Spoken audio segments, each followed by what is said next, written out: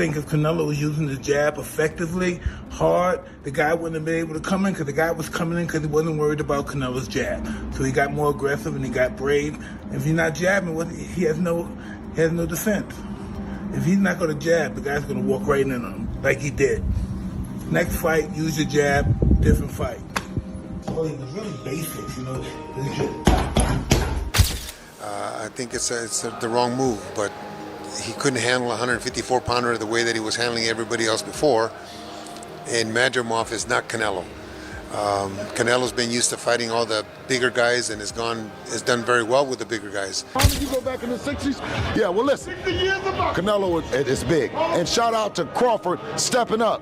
But does Crawford have to be worried about more things than just boxing? Mike Tyson praised Canelo Alvarez, highlighting his sharp techniques, power, and ability to break down opponents. Tyson warned that Terence Crawford is stepping into dangerous territory against a fighter with Canelo's precision and knockout ability. He even predicted that Canelo could stop Crawford, insisting that Alvarez's skill set operates on another level. Plan's going to outbox Canelo Alvarez, Mike. No, he's going to get so f***ed up. He's a friend of ours, so I hope he... Look how pretty he's your friend. You're going to his funeral. Pretty, he's white, he can box, he's slick. He look like some Floyd Mayweather shit. Look at it. Slick. Wait till that mother start hitting that body. Yeah. Alvarez hit that mother body. Yeah. Look how slick. Mike, look how slick he is. Oh, he's going to get Caleb buried his daughter when she was 2 years old. Yeah. He's got that killer attitude. This is some bullshit, Caleb, your white ass. Woo! Again, that's part of the marketability. Oh yeah, the complexion is white. You're not used to seeing somebody like that do that well. He got the complexion for the protection, but he's gonna be in some shit. This Mexican. Bill Haney described the upcoming Canelo Alvarez versus Terence Crawford fight as a rare clash between two generational talents. In his view, both fighters are already cemented as all-time greats, making it nearly impossible to predict a winner until they actually meet in the ring. On one hand, Canelo's dominance across multiple weight classes proves his adaptability against different styles. On the other, Crawford's undefeated rise through divisions and technical brilliance highlight his greatness. Haney's neutral stance reflects how many in boxing see this fight, not just as a contest of skills, but as a battle that could redefine legacies. Canelo Crawford, what's your breakdown of the fight? Huh? Canelo against Crawford, what's your breakdown? Man, when you talking about these big fights, you whispering. You talking, huh? You said Canelo and Crawford? Yeah. Man, come on, man. That's the biggest fight, you know what I mean, in boxing right now. Canelo and Crawford. Crawford stepping up. Man, it's so big, you got Muhammad over there saying something about it. That's how big it is. He came off the bench from the 60s, right, Muhammad? You go back in the 60s? Yeah, well, listen. Canelo is big. And shout out to Crawford stepping up. But does Crawford have to be worried about more things than just boxing? Absolutely. Let's go. I didn't say he has to do any accusing, nor we would do that, but I'm saying is, let's worry. If you watch what happened to Devin, Devin just came out and said the damage is done after the fight. You can never go and repair that. So let's be cautious, let's be prepared, and at the very least, join 365 VADA, 365 drug testing like Devin is doing. At a press conference alongside Canelo, Mike Tyson didn't hold back. He argued that Crawford is simply too small to compete realistically at this weight. Fans may admire courage and ambition, but Tyson stressed that size and physicality matter.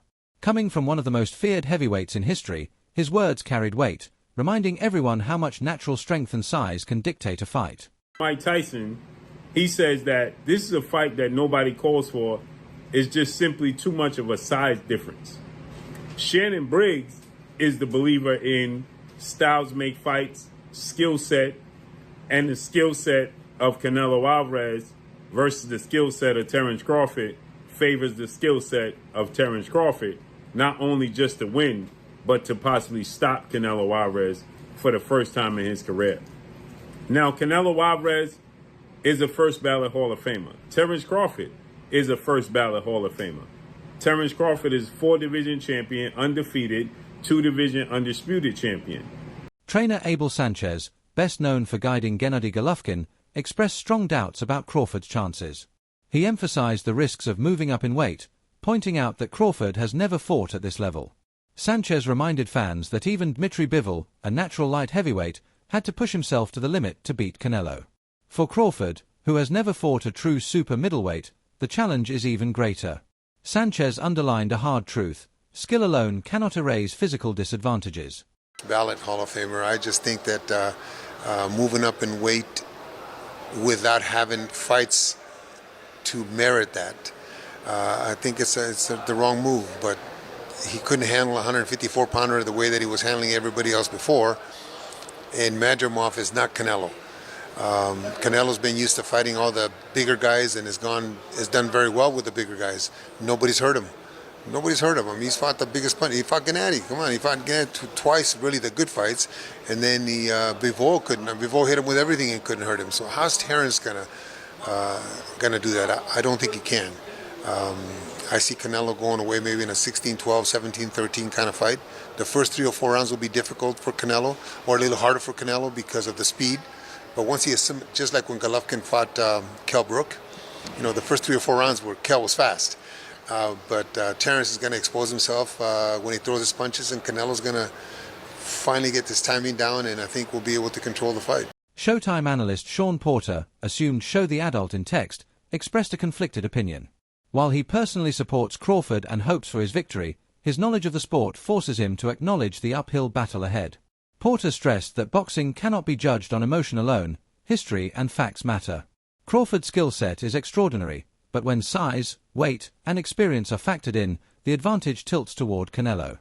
His view highlights how hard it can be to separate hope from honest assessment. People forget Canelo got skill. We're going to talk about that. No. As a Bud fan, I would love for him to have a tune-up. I agree. Yeah. Listen, I want Bud to win, but because I'm too old.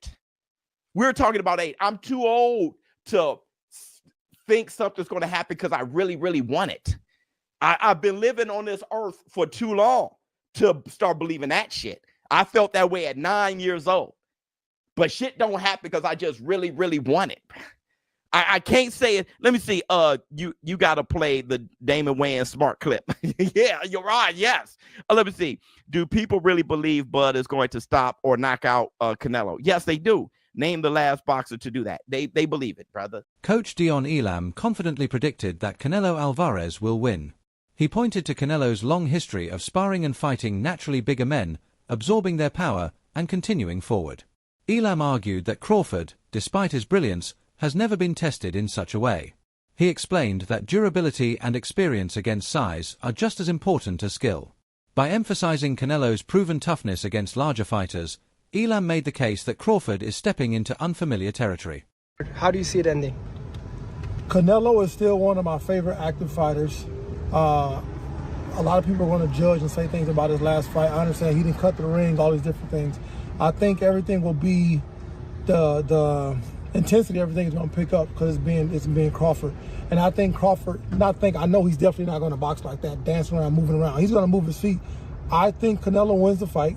I think the weight does play a factor by him coming up, putting on all that weight.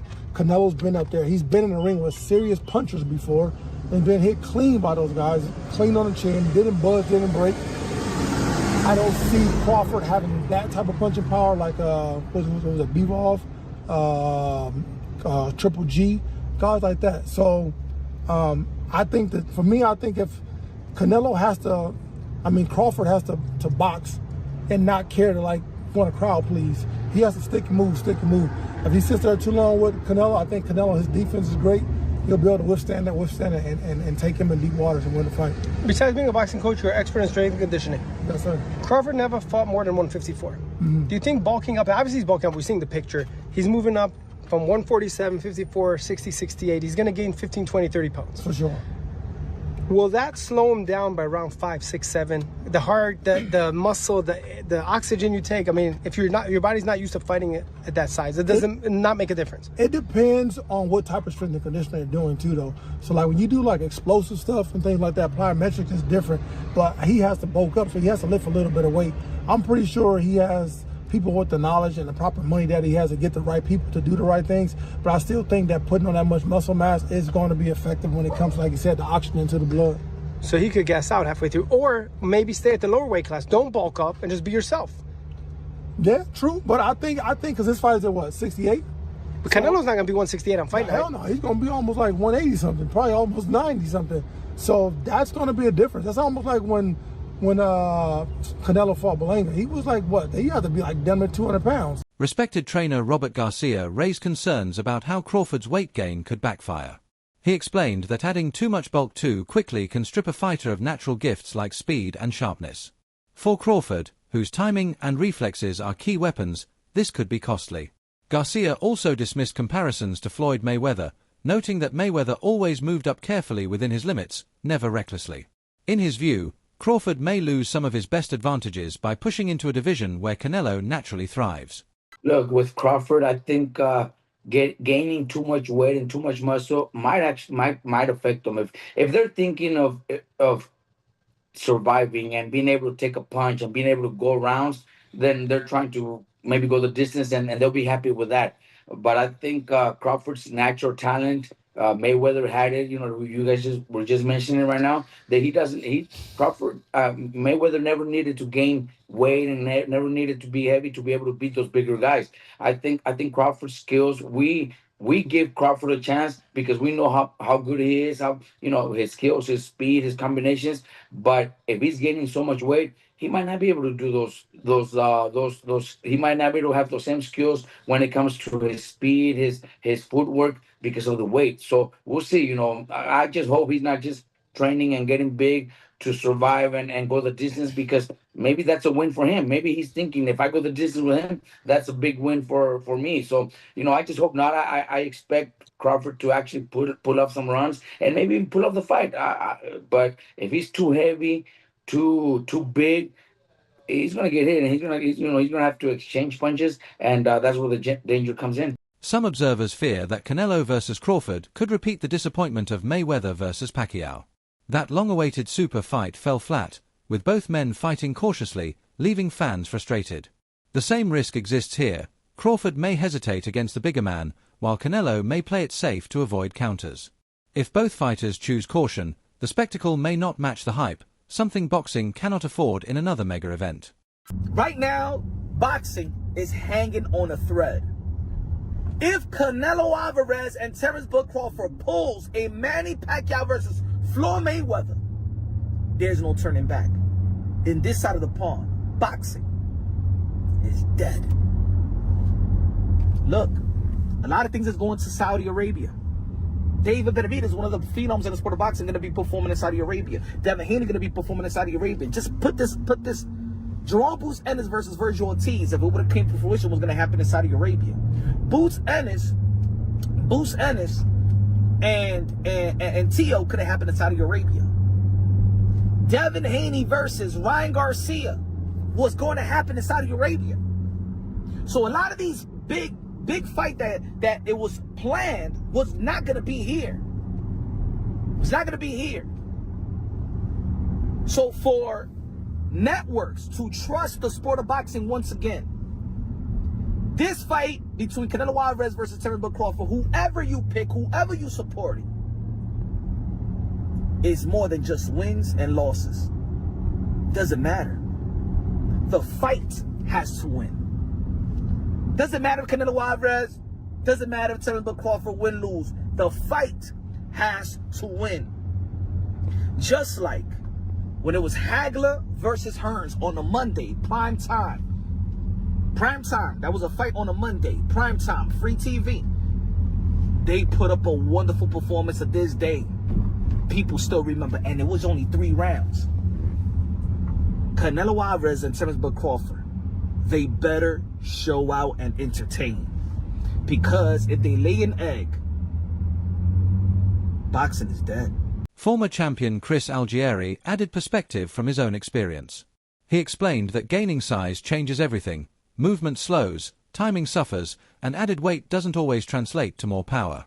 While Crawford's skill is world-class, Algieri warned that the later rounds could expose stamina issues as the new weight drags him down. Crawford is Terence Crawford. But John Ruiz is not Canelo Alvarez. So that's another aspect of that comparison. And yes, exactly what the champ said, exactly what Abel Sanchez said, you're going to put on weight, you're going to be a different fighter. And I can say this even as a fighter as myself, as I've gotten heavier in my retirement, I try and move around the gym, it just feels different. And even when you start camp, you feel different in the beginning than you do at the end.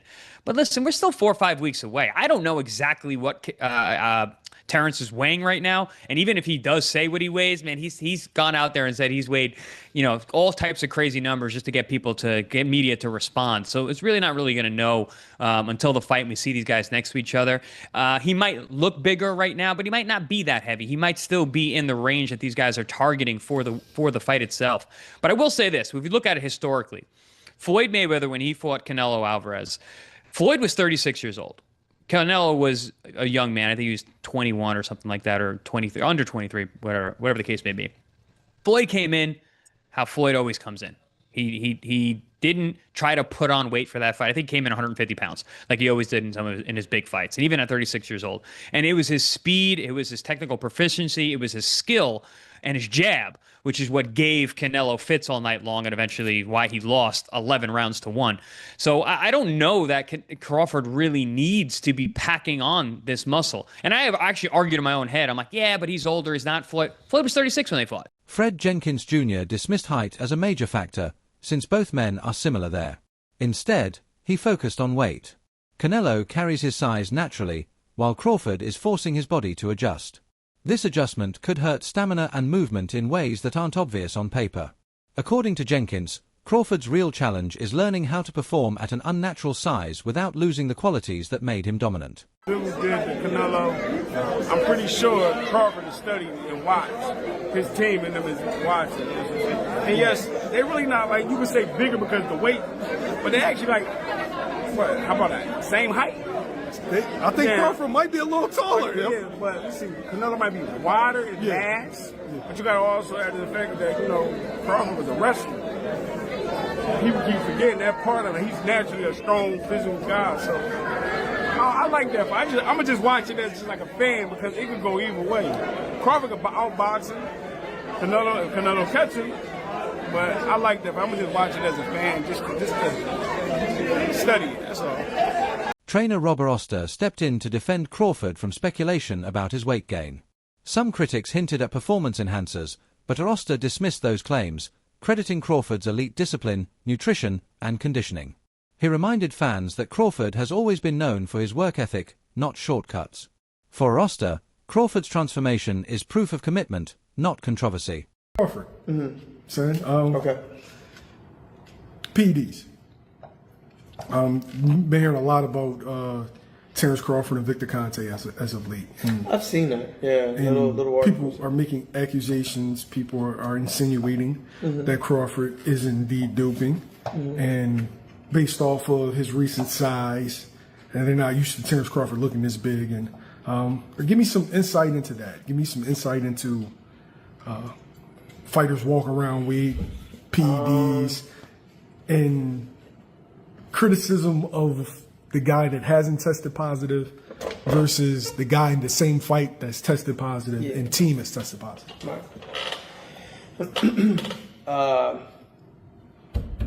First, I don't think Crawford's taking anything. I don't think he is. I think just the size difference in what he walks around to what he's been looking lately, that is that's just something that possibly, that's how he walks around. Now, Crawford's physique, he's the type of guy that if he becomes heavy, it shows in his face, it shows in the obliques, but he still got abs, he still got definition in his chest. You know what I mean? So he could just possibly just look like that. Now, mind you, there's still a decent amount of time. We're still talking about 4 weeks. So I'm curious to see how either wherever he is, the cut goes, or however low he goes, how it gets constructed on the way up. That's it for today's video. Stay tuned for more updates and analysis.